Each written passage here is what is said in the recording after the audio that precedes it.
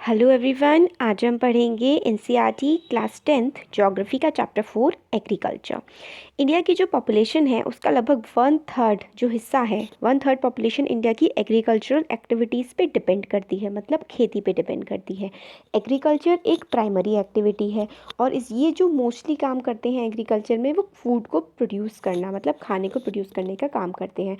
और मोस्टली तो यही होता है, और इसके अलावा जैसे कि दूसरा रॉ मटेरियल भी इंडस्ट्रीज़ के लिए, और आप एग्रीकल्चर में ही उसको लेके आ सकते हैं दूसरे, जैसे कि पशुपालन को, मक्खी पालन को, और जैसे कि जो सेरीकल्चर होता है जिसमें हम लोग सिल्क बनाते हैं, और इस टाइप के जैसे फ़िशिंग, ये सारे के सारे भी हम एक प्राइमरी प्रोडक्ट एक्टिविटीज़ का पार्ट है और हमारी प्राइमरी एक्टिविटीज़ में ही ये आता है, और एग्रीकल्चर का ही आप इसको एक सब टाइप कह सकते हैं। तो आगे देखते हैं हम इसमें। और एग्रीकल्चरल क्रॉप्स काफ़ी ज़्यादा उगाई जाती हैं हमारे देश में, जैसे कि वीट हो गया, राइस हो गया, टी, कॉफ़ी और स्पाइसेस, जिनको काफ़ी ज़्यादा एक्सपोर्ट भी किया जाता है। अब टाइप्स ऑफ फार्मिंग हमें बताई गई है। एग्रीकल्चर एक काफ़ी ज़्यादा पुरानी इकोनॉमिक एक्टिविटी है, सदियों से ये की जा रही है। तो इसके कई सारे टाइप्स हैं, उसको हम देखते हैं। एक होता है प्रिमिटिव सबसिस्टेंस फार्मिंग। तो इसमें क्या होता है कि जो फार्मर है वो एक छोटे से प्लॉट ऑफ लैंड होता है, एक छोटा सा प्लॉट होता है, उसमें वो खुद खेती करता है मोस्टली अपनी फैमिली की नीड्स को पूरा करने के लिए। और बहुत ही नॉर्मल से इक्विपमेंट्स यूज़ किए जाते हैं, जैसे कि हल यूज़ किया जाता है, इसमें बताया गया हो, डाउ, डिगिंग स्टिक्स को यूज़ किया जाता है खुदाई करने के लिए। और जो फैमिली की लेबर होती है जनरली उसी में ही वही इस खेती में लगी होती है। नेचुरल फर्टिलिटी जो है सॉइल की, उसी पर डिपेंड किया जाता है। कोई भी आर्टिफिशियल चीज़ें जैसे कि आर्टिफिशियल फर्टिलाइजर्स, हर्बिसाइड्स, पेस्टिसाइड्स, ये सारी चीज़ें इसमें नहीं यूज़ की जाती प्रिमिटिव सबसिस्टेंस फार्मिंग में। और स्लैश एंड बर्न एग्रीकल्चर जो है, मतलब कि एक एग्रीकल्चर का लैंड, एक लैंड है, फॉरेस्ट एरिया है सपोज़ करिए, उसके जो जंगल है उनको काट के जला दिया जाता है, या फिर ऐसे ही जला दिया जाता है। फिर उसके बाद उसको साफ़ करके वहाँ पर खेती की जाती है एक पैच ऑफ लैंड पे। उससे क्या होता है, फिर कुछ समय बाद जब सॉइल की फर्टिलिटी कुछ सालों में जब डिक्रीज़ होने लगती है, उसको वहीं पर छोड़ देते हैं उस लैंड को, फिर दूसरे लैंड को ढूंढते हैं, और इसी तरीके से उसको भी जलाने के बाद फिर वहाँ पे खेती की जाती है। ये होता है स्लैश एंड बर्न एग्रीकल्चर। और ये जो है, इस टाइप के एग्रीकल्चर से काफ़ी ज़्यादा हम लोगों का डिग्रेडेशन होता है फॉरेस्ट का, और इसलिए ज़्यादा इसको प्रेफर नहीं किया जाता है। और इसका जो डिफरेंट डिफरेंट नाम है इसके पूरे वर्ल्ड में, जैसे कि झुमिंग है, उस नॉर्थ ईस्ट में इसको झुमिंग बोलते हैं। नॉर्थ ईस्ट की स्टेट्स जैसे कि असम, मेघालय, मिज़ोरम, नागालैंड, इनमें इसको झुमिंग बोलते हैं।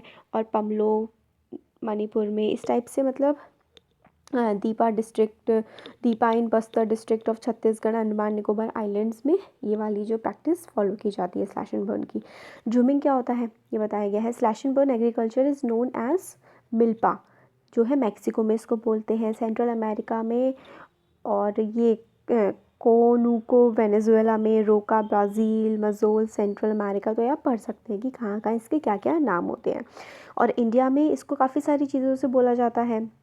In India, this primitive form of cultivation is called बेवार और धैया इन मध्य प्रदेश, पोडू पेंडा और आंध्र प्रदेश में, मतलब अलग अलग नाम से जाना जाता है, जैसे कि हम लोगों ने देखा झुमिंग नॉर्थ ईस्टर्न स्टेट्स में, और बाकी नाम भी है, आप पढ़ सकते हैं। फिर आगे देखते हैं। फिर ये छोटी सी स्टोरी दी हुई है, वो इतना इम्पोर्टेंट नहीं है। एक होता है, अब पहले हम लोगों ने पढ़ा प्रिमिटिव सबसिस्टेंस फार्मिंग, अब हम आते हैं इंटेंसिव सबसिस्टेंस फार्मिंग पे। ये फार्मिंग जो है ये प्रैक्टिस की जाती है ऐसे एरियाज़ में जहाँ पे जो पॉपुलेशन है उसका प्रेशर काफ़ी ज़्यादा होता है लैंड पे, मतलब एक पर्टिकुलर लैंड है, एक एरिया है, वहाँ पे काफ़ी ज़्यादा लोग रहते हैं। ऐसी जगह पर इंटेंसिव फार्मिंग की जाती है। इसमें हम लोग क्या करते हैं, high doses of biochemical inputs, irrigation, मतलब जैसे कि फर्टिलाइज़र्स, केमिकल्स, और इरिगेशन, खेतों की सिंचाई करना, ये सारा का सारी चीज़ें यूज़ की जाती हैं, जिससे कि जो हमारी क्रॉप है उसकी जो ईल्ड है वो काफ़ी ज़्यादा हो, हमें ज़्यादा क्रॉप मिल सके। प्रिमिटिव सब्सिस्टेंस फार्मिंग में क्या होता है, उसमें बहुत ही नेचुरल चीज़ें यूज़ की जाती हैं, और कोई भी एक्सटर्नल इनपुट्स नहीं डाले जाते, और लकड़ियों से खुदाई की जाती है। इस तरह की जो काफ़ी पुराने समय की फार्मिंग है वो होती है प्रिमिटिव। इंटेंसिव होती है ऐसे एरियाज़ में जहाँ की पॉपुलेशन काफ़ी ज़्यादा होती है। ये सब इससे बताया गया है। अब आगे कह रहे हैं कि यहाँ पे हमने देख लिया, हाँ, though the right of inheritance leading to the division of land among successive generations had rendered land holding size uneconomical। अब ये जो इंटेंसिव सब्सिस्टेंस की जाती थी, मगर क्या है हमारे देश में होता है ना, जैसे कि जनरेशन टू जनरेशन, जैसे कि फादर है वो अपने सन्स को जो लैंड होता है उसके पास इक्वल पार्ट्स में डिवाइड करके दे देता है, ज़मीन का बंटवारा हो जाता है। इसकी वजह से हमारे देश में क्या हो रहा है कि जो लैंड है वो बहुत ज़्यादा छोटा होता जा रहा है, फ्रेगमेंटेशन ऑफ लैंड हो रहा है, टुकड़ों में टूटता जा रहा है। इसकी वजह से जो फार्मिंग है वो काफ़ी ज़्यादा अनइकोनॉमिकल हो गई है, काफ़ी महंगी पड़ने लगी है। और एग्रीकल्चर लैंड पे इसकी वजह से प्रेशर भी बहुत बढ़ रहा है क्योंकि पॉपुलेशन भी बढ़ रही है। अब हम पढ़ते हैं कॉमर्शियल फार्मिंग के बारे में। 3 टाइप्स ऑफ फार्मिंग होती है mainly, primitive subsistence, intensive subsistence और अब होती है कॉमर्शियल फार्मिंग। अब कॉमर्शियल फार्मिंग जो होती है इसमें हाई डोजेस होते हैं मॉडर्न इनपुट्स के। जो इंटेंसिव होती है वो छोटे लैंड्स पे की जाती है और उसमें भी मतलब जो ये केमिकल इनपुट्स हैं यूज़ किए जाते हैं, इरिगेशन यूज़ की जाती है, मगर बायोकेमिकल इनपुट्स यूज़ होते हैं उसमें और इरिगेशन भी होती है हायर प्रोडक्शन के लिए। मगर जो कमर्शियल फार्मिंग है वो स्पेशली इसीलिए की जाती है ताकि फसल को बेचा जा सके मार्केट में और ज़्यादा से ज़्यादा प्रॉफिट कमाया जा सके। तो इसमें high yielding variety of seeds का हम यूज़ करते हैं, केमिकल फर्टिलाइज़र्स का, इंसेक्टिसाइड्स का, पेस्टिसाइड्स का, प्रोडक्टिविटी को बढ़ाने के लिए। इसमें बहुत ज़्यादा केमिकल इनपुट्स का यूज़ होता है। इंटेंसिव सब्सिस्टेंस में इसके कंपैरिजन में चीज़ें काफ़ी थोड़ी नेचुरल होती हैं इंटेंसिव में, मगर कॉमर्शियल फार्मिंग में तो high yielding varieties, chemical fertiliser, insecticide, pesticide ये सब कुछ यूज़ किया जाता है। Degree of commercialisation of agriculture जो है वो वेरी करता है एक रीजन से दूसरे रीजन में। जैसे कि क्या एग्जाम्पल के लिए हम देखते हैं, जैसे राइस है वो एक कमर्शियल क्रॉप है हरियाणा और पंजाब में, मगर उड़ीसा में ये एक सब्सिस्टेंस क्रॉप है। जो कि हरियाणा और पंजाब में जो राइस को बहुत ही बड़े बड़े खेतों में उगाया जाता है बेचने के लिए, मगर उड़ीसा में इसी राइस को खाने के लिए जनरली फैमिली अपने लिए उगाती है। अब प्लांटेशन जो है ये टाइप है कमर्शियल फार्मिंग का। प्लांटेशन क्रॉप क्या होती हैं ये भी हम देखते हैं कि in this time of farming a single crop is grown on a large area. Plantation crop वो होती है जैसे कि एक ही क्रॉप है, मान लीजिए जैसे कि बनाना है, टी है, कॉफ़ी है, बहुत ही बड़े बड़े लैंड पे एक ही क्रॉप उगाई जाती है। तो प्लांटेशन जो है वो एक इंटरफेस है, इंटरफेस का काम करता है एग्रीकल्चर और इंडस्ट्री के बीच में, क्योंकि जनरली ये जो प्लांटेशन क्रॉप्स हैं इंडस्ट्रीज़ में डायरेक्ट भेज दी जाती हैं और वहाँ पे इनकी प्रोसेसिंग होती है और फाइनल प्रोडक्ट बनाते हैं उसमें से। जनरली ऐसा ही होता है इसमें। प्लांटेशन जो है वो कवर करती है काफ़ी बड़े लैंड्स को और कैपिटल इंटेंसिव होती हैं। काफ़ी ज़्यादा इनपुट्स इसमें यूज़ किए जाते हैं, बड़े बड़े ट्रैक्टर्स वगैरह और हाई मतलब इनपुट्स, जैसे कि वही केमिकल फर्टिलाइजर्स काफ़ी हाई मात्रा में चाहिए होते हैं और हाई इंटेंसिटी में उनको यूज़ किया जाता है। और ये सारे के सारे जो प्रोडक्ट्स हैं वो रॉ मटेरियल की तरह एक्ट करते हैं इंडस्ट्रीज़ के लिए। और जैसे मैंने बताया था अभी, tea, coffee, rubber, sugarcane, banana, ये मेन जो है प्लांटेशन क्रॉप्स हैं। आसाम की टी और tea in Assam and north Bengal. Coffee जो है कहाँ होती है, कर्नाटक वाले रीजन में, हमारे देश में काफ़ी ज़्यादा होती है। यहाँ पे आगे coffee in Karnataka are the important plantation crops grown in these states. ठीक है, कॉफ़ी कर्नाटक की और जो चाय मेनली होती है वो आसाम में और वेस्ट बंगाल वाले रीजन में होती है, दार्जिलिंग एरिया में। और जो प्रोडक्शन है वो डायरेक्ट जो फार्म से डायरेक्ट मार्केट में पहुंचा दिया जाता है। ट्रांसपोर्टेशन, कम्युनिकेशन का जो इंफ्रास्ट्रक्चर है वो भी काफ़ी डेवलप होता है, ऐसे रीजन्स में ये उगाई जाती हैं फसलें। अब क्रॉपिंग पैटर्न जो है हमारे देश में, क्रॉपिंग पैटर्न काफ़ी वेरी करता है। जैसे कि राबी सीज़न होता है, खारीफ होता है, जायद सीज़न होता है। अलग अलग सीज़न में अलग अलग तरीके की क्रॉप्स यहाँ पे उगाई जाती हैं हमारे देश में। और जैसे कि बहुत सारी क्रॉप्स होती हैं, फूड क्रॉप होती है, फाइबर क्रॉप होती है, वेजिटेबल, फ्रूट, स्पाइसेस, ये सारी की सारी चीज़ें मिलके हमारे देश के एग्रीकल्चर के सिस्टम को बनाती हैं। और जैसे राबी जो है वो कब उगाई जाती है, विंटर के टाइम में। Rabi crops are sown in winter from October to December और हार्वेस्ट किया जाता है। हार्वेस्ट का मतलब होता है कटाई करना। तो कटाई की जाती है इनकी समर के टाइम में, अप्रैल से जून में। तो राबी क्रॉप्स कब उगाई जाती हैं, सर्दियों के टाइम में, विंटर्स में, अक्टूबर से लेकर के दिसंबर के टाइम में इनको उगाया जाता है और काटा जाता है अप्रैल से जून के टाइम। और इसीलिए जब भी ये फसल की कटाई होती है तो काफ़ी सारे हमारे देश में फेस्टिवल्स भी मनाए जाते हैं। Some of the important rabi crops, काफ़ी ये चीज़ बड़ी इंपॉर्टेंट है, इसको अच्छे से याद रखने की कोशिश करिएगा। कोशिश ये याद रखिएगा, रट लीजिए इस चीज़ को कि कौन कौन सी क्रॉप्स राबी क्रॉप्स में बहुत पूछा जाता है कि कौन सी राबी है, कौन सी जायद क्रॉप्स है। जायद नहीं, राबी और खारिफ का ही ज़्यादा पूछा जाता है, तो ये अच्छे से लर्न कर लीजिएगा। राबी क्रॉप्स में सबसे इंपॉर्टेंट है वीट। वीट को अच्छे से याद रखिए कि वीट तो राबी क्रॉप है। वीट, बार्ले, पीस, ग्राम, मस्टर्ड, जब पाँचों को अच्छे से लर्न कर लीजिए कि ये राबी क्रॉप्स है, वीट, बार्ले, पीस, ग्राम, मस्टर्ड। ये जो क्रॉप्स है वो मतलब लार्ज पार्ट में उगाई जाती है इंडिया के नॉर्थ में, नॉर्थ वेस्टर्न पार्ट में। जैसे कि जो वीट है वो पंजाब में काफ़ी उगाया जाता है, पंजाब हरियाणा के रीजन में, हिमाचल प्रदेश, जम्मू कश्मीर, उत्तराखंड, उत्तर प्रदेश काफ़ी ज़्यादा इंपॉर्टेंट है वीट के लिए। और बाकी दूसरी राबी क्रॉप्स कौन सी है? सरसों, मस्टर्ड भी है।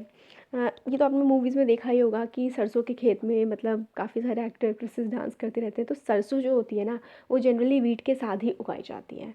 तो ये याद रख सकते हैं कि वीट और मस्टर्ड तो साथ में आएगा ही आएगा।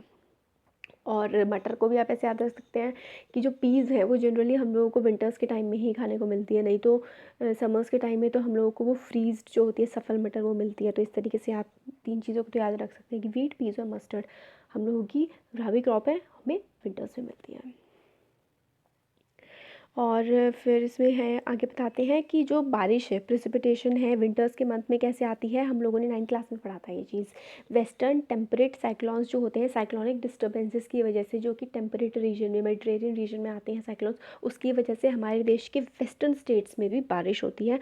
और जो इनको सर्दियों में बारिश की ज़रूरत होती है, इरीगेशन की ज़रूरत होती है, वो वहाँ से पूरी हो जाती है। अब हम पढ़ते हैं खारिफ क्रॉप के बारे में। खारिफ क्रॉप जो है वो उगाई जाती हैं जब मॉनसून सीज़न का ऑनसेट होता है डिफरेंट पार्ट में, जैसे कि और उनको हार्वेस्ट किया जाता है सितंबर और अक्टूबर में। अप्रैल जून वाले रीजन टाइम में जब बारिश थोड़ा थोड़ा आना स्टार्ट हो जाती है, जून से तो स्टार्ट हो ही जाती है, उस टाइम पे खारिफ क्रॉप्स को उगाया जाता है। और जनरली ये वाटर इंटेंसिव क्रॉप्स होती हैं, इसलिए मॉनसून सीज़न में उगाते हैं। इनको टेम्परेचर भी ज़्यादा चाहिए होता है, ये सारी इनकी कंडीशंस होती हैं। और इसकी काफ़ी ज़्यादा इम्पॉर्टेंट जो है वो सबसे इम्पोर्टेंट इसका राइस ही है। राइस हो गया, मेज़ हो गया, कॉटन हो गया। तो पैडी और राइस एक ही चीज़ होती है।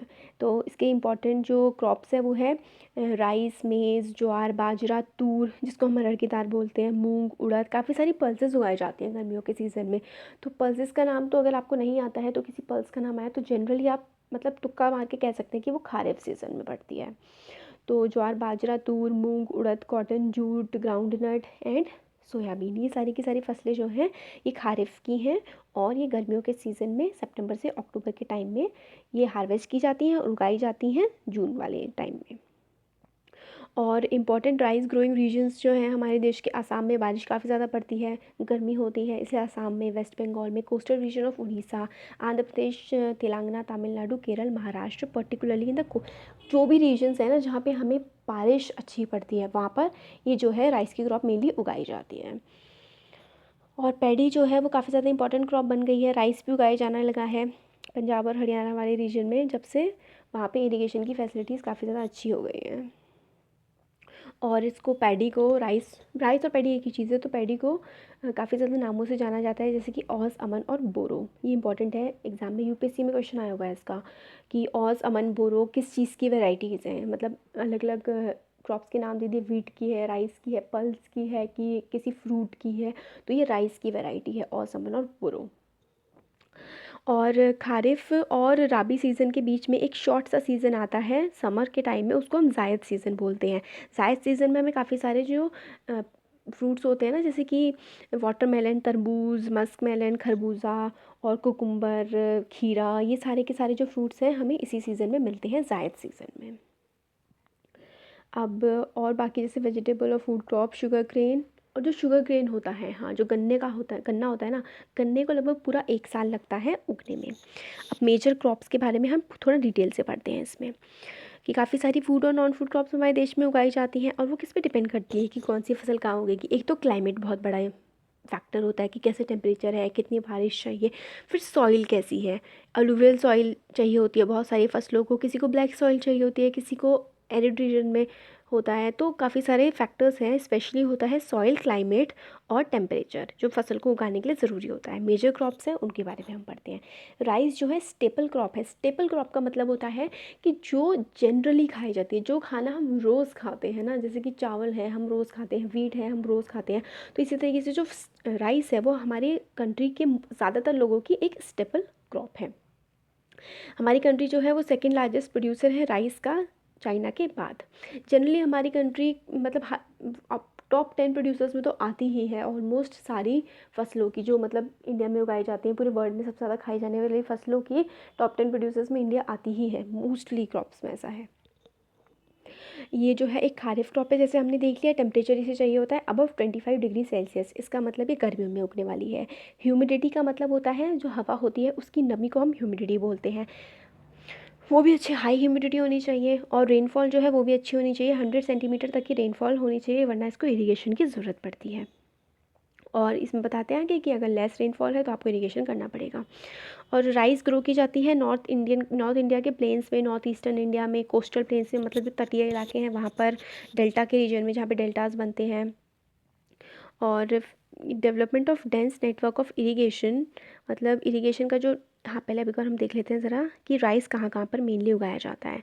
मेजर एरियाज़ जो डार्क वाले में है, जैसे कि उत्तर प्रदेश, बिहार हो गया, असम हो गया, वेस्ट बंगाल हो गया, उड़ीसा, झारखंड, छत्तीसगढ़, आंध्र प्रदेश, और ये तमिलनाडु है, ये केरला का पार्ट है, और फिर महाराष्ट्र की जो है, ये जो पूरा पूरा लाइट माइनर एरिया आ रहा है ना, इसमें ये पूरा का पूरा वेस्टर्न घाट से ये पूरा कोस्टल प्लेन्स में आ रहा है। और फिर यहाँ पे जो यूपी का और राजस्थान का ये ऊपर वाला जो एरिया है, ये देखिए पंजाब, हरियाणा, यूपी का ये वाला वेस्टर्न पार्ट, और एमपी का ये जो है ईस्ट वाला पार्ट जो है मध्य प्रदेश का, ये माइनर एरिया है, यहाँ पे इरिगेशन की हेल्प से राइस को उगाया जाता है।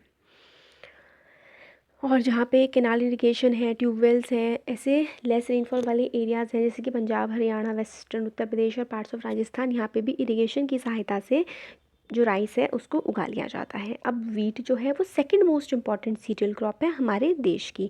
इसमें मेन फ्रूट क्रॉप है ये, मतलब नॉर्थ साइड में तो वीट काफ़ी ज़्यादा उगाया जाता है ना, वीट, और north western part of the country में राइस कम उगाया जाता है, वीट ज़्यादा उगाया जाता है। तो जो फसल जहाँ ज़्यादा उगेगी वहाँ लोग उसे ज़्यादा खाएंगे, तो इसलिए जो नदर इंडिया वाला जो वेस्टर्न पार्ट है इंडिया का, नॉर्थ वेस्टर्न पार्ट, उसमें वीट ज़्यादा खाया जाता है।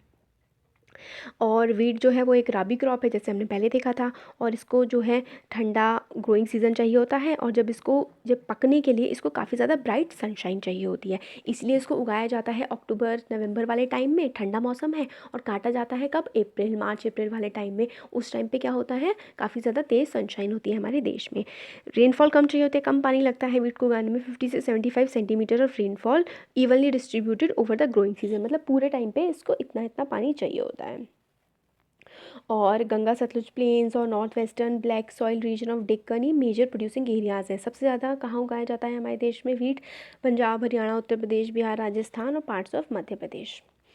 और इधर ही क्यों उगाया जाता है मेनली, क्योंकि इसको ठंडा मौसम चाहिए होता है। सदर्न पार्ट में तो ठंडा मौसम हमें मिलता नहीं है, वहाँ पे तो हमें मोस्टली जो है वहाँ पे पूरा हुआ ना इक्वेटोरियल क्लाइमेट है, गर्मी ज़्यादा होती है, और ऊपर से पूरा का पूरा टेम्परेचर जो है साल भर एक जैसा होता है, इसलिए वीट जनरली हमारे नदर्न स्टेट्स में ही उगाया जाता है। अब मिलेट्स में काफ़ी सारे आते हैं, जैसे कि ज्वार, बाजरा, रागी, ये इंपॉर्टेंट मिलेट्स हैं जो हमारे देश में उगाए जाते हैं। इनको कोर्स ग्रेन कहा जाता है, और मगर इनमें जो है कोर्स ग्रेन मतलब थोड़ा होता है ना, रफ रफ से होते हैं, और मतलब जो मोटा ग्रेन होता है, कोर्स ग्रेन जो मोटा ग्रेन होता है, मतलब थोड़ा हल्का कड़वा टेस्ट होता है, मगर इनकी न्यूट्रिशनल वैल्यू जो होती है वो काफ़ी ज़्यादा होती है। रागी जो है वो काफ़ी ज़्यादा रिच होता है आयरन में, कैल्शियम में और माइक्रो न्यूट्रिएंट्स में, और रफेज में माइक्रो न्यूट्रिएंट्स काफ़ी सारे होते हैं, जैसे फॉस्फोरस हो गया, नाइट्रोजन हो गया, ये सारे के सारे माइक्रो न्यूट्रिएंट्स होते हैं जो हमारी बॉडी को बहुत ही थोड़े थोड़े अमाउंट में जिनकी ज़रूरत होती है, वो होते हैं हमारे माइक्रो न्यूट्रिएंट्स। तो इसमें आयरन काफ़ी मिलता है, कैल्शियम, माइक्रो न्यूट्रिएंट्स और रफेज हमारी बॉडी को ज़रूरत होती है, हमारी बॉडी से वेस्ट को रिलीज़ करने के लिए रफेज की ज़रूरत होती है, वो हमें जनरली फ्रूट से मिलता है, और रागी भी काफ़ी ज़्यादा इंपॉर्टेंट सोर्स है उसका। और ज्वार जो है वो third most important food crop है with respect to area production. तो सबसे ज़्यादा इंपॉर्टेंट क्रॉप है जिसको सबसे ज़्यादा एरिया में उगाया जाता है, राइस, सेकंड नंबर पे वीट, और थर्ड नंबर पे ज्वार। रेन फ्रेड क्रॉप है मोस्टली ये जो है, और मॉइस्ट एरियाज में जहाँ नमी वाला एरिया है वहाँ पे उगाई जाती है, और इरिगेशन की तो कम ही ज़रूरत होती है इसको। और ज्वार जो प्रोड्यूस की जाती है स्टेट्स में, जैसे कि महाराष्ट्र, कर्नाटक, आंध्र प्रदेश, मध्य प्रदेश में ये उगाई जाती है। अब बाजरा को देखते हैं। बाजरा जो है वो ग्रो किया जाता है सैंडी सॉइल में, और शैलो ब्लैक सॉइल होती है, सैंडी सी होती है, रेतीली सॉइल होती है, और ब्लैक सॉइल होती है, जहाँ पे इसको बाजरे को उगाया जाता है। मेजर जो है इंपॉर्टेंट बाजरा प्रोड्यूस करने वाली स्टेट्स हैं राजस्थान, उत्तर प्रदेश, महाराष्ट्र, गुजरात, हरियाणा। और रागी जो है वो मतलब ड्राई रीजन की क्रॉप्स है, जो सूखा रीजन है वहाँ पे इसको उगाया जा सकता है रागी को। और ये रेड ब्लैक सॉइल में, सैंडी लोमी शैलो, मतलब जिस क्रॉप में जिस सॉइल में बाकी दूसरी क्रॉप्स को नहीं उगाया जा सकता उसमें रागी को ईजिली उगाया जा सकता है। और मेजर रागी प्रोड्यूसिंग स्टेट्स कर्नाटक, तमिलनाडु, हिमाचल प्रदेश, उत्तराखंड, सिक्किम, झारखंड, अरुणाचल प्रदेश। तो अब मेज़ और आगे वाला चैप्टर हम नेक्स्ट वीडियो में देखते हैं। Thank you so much.